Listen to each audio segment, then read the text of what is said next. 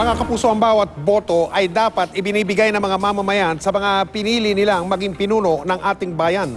Sa loob po ng apat na pangpangulumang eleksyon mula 1992 o 1992 hanggang 2010, mapapansin ninyong lumaki ang porsyento ng mga botong nakuha ng mga nanalo bilang presidente. Sa siyam na kandidatong naglaban-laban noong eleksyon 2010, nakuha ni Pangulong Noynoy Aquino ang 41.87% ng mga boto.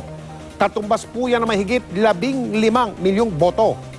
Si Gloria Macapagal Arroyo naman, pinili ng 40% o 40% ng mga botanteng Pilipino noong taong 2004, 2004 para mahalal na ika-14 na Pangulo ng ating bansa. Katumbas po yan na mahigit 12 milyong boto na tumalo sa apat pa niyang katunggali.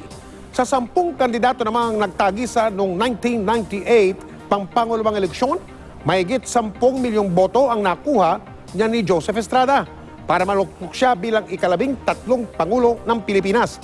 Katumbas siya ng 39.9% ng mga boto.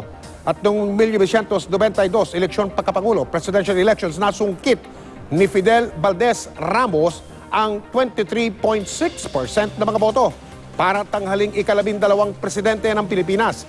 Ang mahigit 5 milyong botong nakuha ni Ramos ay nagpanalo sa kanya laban sa 6 pang ibang kandidato. Ang numerong ito ay nangangahulugan na tiwala ang publiko. Tiwalang dapat suklian ng malinis at tiwalang dapat suklian na maayos na pamumuno